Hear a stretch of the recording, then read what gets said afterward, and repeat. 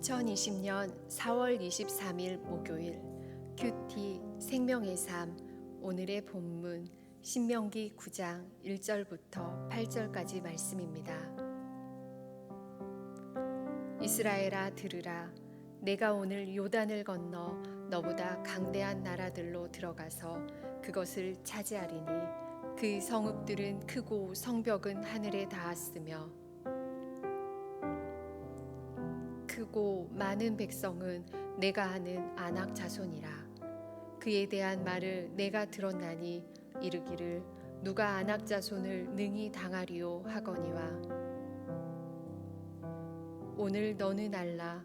내 하나님 여호와께서 맹렬한 불과 같이 내 앞에 나아가신즉 여호와께서 그들을 멸하사 내 앞에 엎드러지게 하시리니 여호와께서 내게 말씀하신 것 같이 너는 그들을 쫓아내며 속히 멸할 것이라. 내 하나님 여호와께서 그들을 내 앞에서 쫓아내신 후에 내가 심중에 이르기를 내 공의로움으로 말미암아 여호와께서 나를 이 땅으로 인도하여 들여서 그것을 차지하게 하셨다 하지 말라. 이 민족들이 악함으로 말미암아 여호와께서 그들을 내 앞에서 쫓아내심이니라. 내가 가서 그 땅을 차지함은 내 공의로 말미암음도 아니며 내 마음이 정직함으로 말미암음도 아니요 이 민족들이 악함으로 말미암아 내 하나님 여호와께서 그들을 내 앞에서 쫓아내심이라. 여호와께서 이같이 하심은 내 조상 아브라함과 이삭과 야곱에게 하신 맹세를 이루려 하심이니라. 그러므로 내가 알 것은 내 하나님 여호와께서 내게 이 아름다운 땅을 기업으로 주신 것이 내 공의로 말미암음이 아니니라. 너는 목이 곧은 백성이니라. 너는 광야에서 내 하나님 여호와를 경노하게 하던 일을 잊지 말고 기억하라. 내가 애굽 땅에서 나오던 날부터 이곳에 이르기까지 늘 여호와를 거역하였으되 호렙산에서 너희가 여호와를 경노하게 하였으므로 여호와께서 진노하사 너희를 멸하려 하셨느니라. 아멘.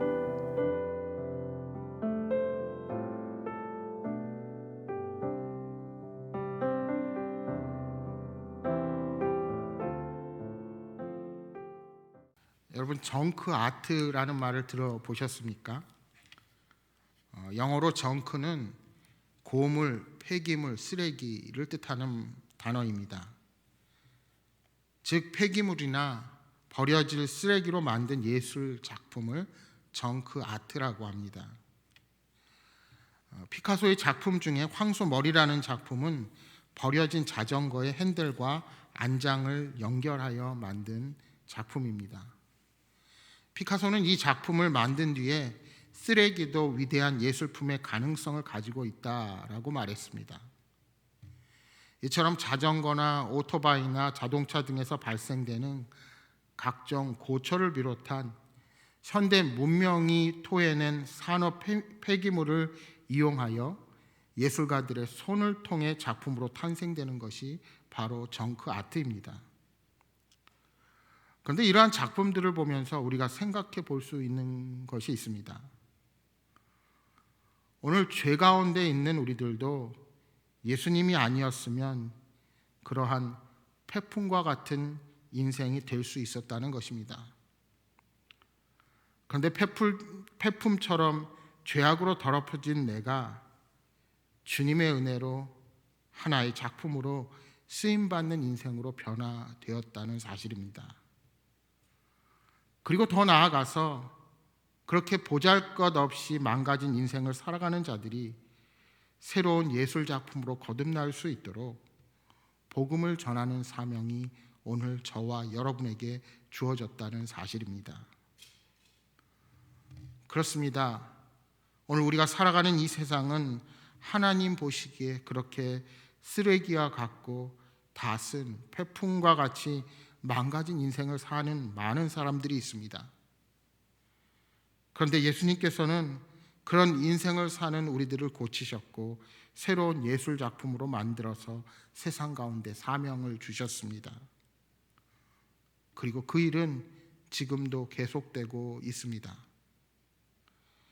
따라서 우리는 온전히 그 은혜로 새 생명을 지니고 살아가는 자들임을 기억하며 최선을 다한 믿음의 삶을 살아가야 합니다. 모세는 이스라엘 백성들이 그들의 능력이 아닌 하나님의 능력과 섭리로 가나안 땅을 얻게 되리라 말씀합니다. 이스라엘이 요단강을 건너가 싸워야 할 족속들은 그들보다 훨씬 강대한 민족들입니다. 오늘 본문 1절에 성벽은 하늘에 닿았다라는 것은 그 어느 누구도 넘볼 수 없는 힘을 가진 성읍을 뜻하는 표현입니다. 사람들은 누구도 그들을 이길 수 없다고 생각했습니다. 객관적으로 이스라엘 백성들에게 그들을 이길 힘이 없었다 생각했습니다. 아낙 자손은 거대하고 큰 민족, 즉 덩치가 있고 키가 큰 민족입니다. 과거 이스라엘의 정탐꾼들은 키가 큰 그들을 보고 스스로를 메뚜기와 같다고 표현하기도 했습니다. 하지만 모세는 하나님이 맹렬한 불과 같이 앞서 나가실 것이고 이스라엘은 뒤를 따르며 그들을 쫓아내고 그들을 진멸할 것임을 말씀하고 있습니다. 그러니까 하나님께서 친히 싸우시고 이스라엘은 그저 뒤를 따르며 전리품을 얻는 전쟁입니다. 모세는 가나안을 정복하는 일이 사람들 보기에는 도무지 불가능한 싸움이었지만 하나님을 의뢰하는 자들에게는 너무나도 쉬운 싸움이 될 것임을 백성들에게 가르치고 있는 것입니다. 이것이 바로 하나님의 백성에게 주어지는 은혜입니다. 상식적으로 볼 때는 우리가 도무지 세상을 이길 수 없을 것 같지만 하나님께서 싸우시기에 우리는 반드시 승리할 수밖에 없습니다. 따라서 이스라엘 백성이 명심해야 할 중요한 교훈이 있습니다. 그것은 하나님이 이스라엘을 사용하셔서 가나안 족속을 치시는 이유입니다. 그 이유는 이스라엘이 공의롭고 정직하기 때문이 아닙니다. 하나님이 그 땅을 이스라엘에게 주시려고 가나안 족속과 싸우시는 이유는 가나안 족속들이 악함 때문입니다. 뿐만 아니라 하나님께서 이스라엘을 위해서 싸우시는 이유는 이미 조상들에게 맹세하신 그 약속을 지키시기 위한 것입니다. 여러분, 교회가 세상보다 선하고 깨끗하고 공의로울 것이라는 기대는 이미 무너져 내렸습니다. 예수님을 믿는 우리가 믿지 않는 자들보다 더 선하고 의로울 것이라고 착각해서는 안 됩니다. 오늘 우리들도 죽을 수밖에 없는 죄인인데 예수님의 십자가로 의롭다 칭해 주셨을 뿐입니다. 내가 공의롭고 내가 선한 일을 많이 해서가 아니라 오직 하나님 편에서 전적으로 주신 은혜로 말미암아 우리는 죄사함을 입은 것입니다. 우리는 모두 그렇게 은혜를 입은 죄인들일 뿐입니다. 그래서 6절은 이렇게 말씀합니다.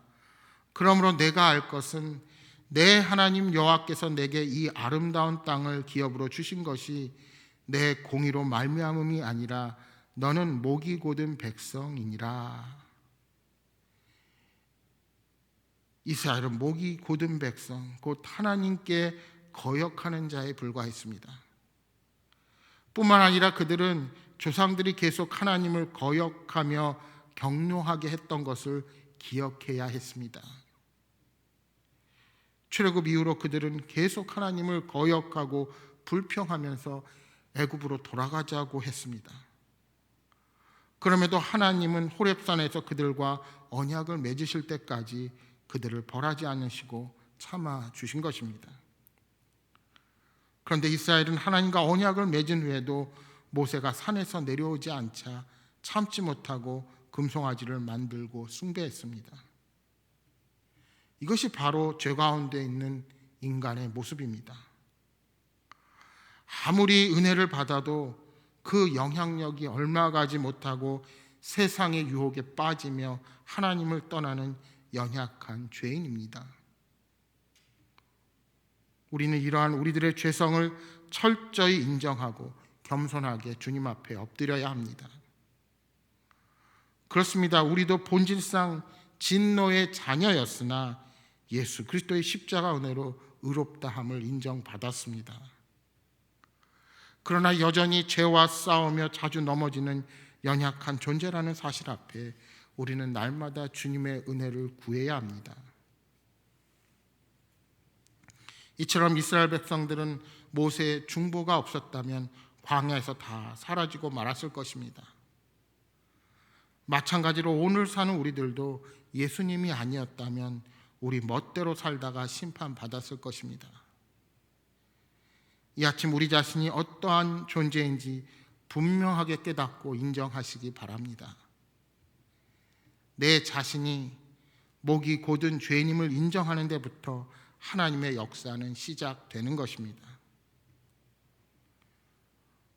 여러분에게 밴드를 통해서 제공된 가정예배 자료에 보시면 오늘 이 본문 신명기 9장 1절에서 8절의 제목이 내가 잘하는 게 아니에요 라고 되어 있습니다. 그리고 적용하기에 이렇게 질문합니다. 하나님께서 특별한 능력이 있거나 특출한 신앙을 가진 사람만 선택하시고 그들을 통해 일하신다면 내가 하나님의 자녀가 될 수 있었을까요? 사랑하는 여러분, 우리는 아무런 것을 내세울 수 없는 존재요.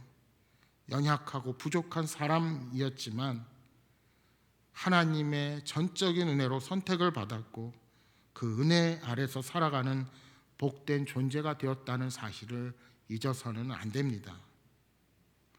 오늘 하루도 그 은혜와 사랑을 기억하며 각자의 삶의 자리에서 하나님께 영광 돌리는 삶을 살아가시기를 주님의 이름으로 축복합니다. 오늘 주신 말씀 생각하면서 기도하겠습니다. 하나님, 오늘 우리가 능력이 있고 우리가 공의롭고 우리가 하나님 앞에서 잘난 것이 있어서 하나님이 저희들을 택해 주신 것이 아님을 고백합니다. 주님, 오늘 우리가 어떤 존재인지 깨닫고 내 능력과 힘을 의지하는 어리석음이 아니라 온전히 하나님을 바라보며 살아가게 하여 주옵소서. 부족한 저희들을 하나님의 새로운 작품으로 변화시켰던 것처럼 오늘도 세상 가운데 죽어가는 인생들을 살리는 그 일에 저희들이 하나님의 복의 통로로 사용되게 도와주옵소서 하고 기도하시기 바랍니다. 그리고 계속해서 기도해 주실 때 코로나19의 종식을 위해서 기도해 주시고 또 계속되는 이 사태로 인해서 집안에 있는 우리 다음 세대들 하루속히 함께 나와서 예배드릴 수 있도록 여러분 위해서 기도해 주시기 바랍니다. 특별히 기도하실 때 이제 돌아오는 주일부터 저희가 방역과 안전을 위해서 새롭게 3부 예배로 예배가 시작됩니다. 하나님 함께하여 주셔서 우리의 예배 가운데 성령님의 기름 부으심으로 함께하여 주시고 우리가 주님을 기뻐하며 섬기고 예배할 수 있도록 주님 은혜 내려 주옵소서 하고 함께 기도해 주시기 바랍니다. 또한 여러분 가져오신 기도 제목 놓고 간절히 기도하시다가 돌아가시기 바랍니다. 함께 기도하시고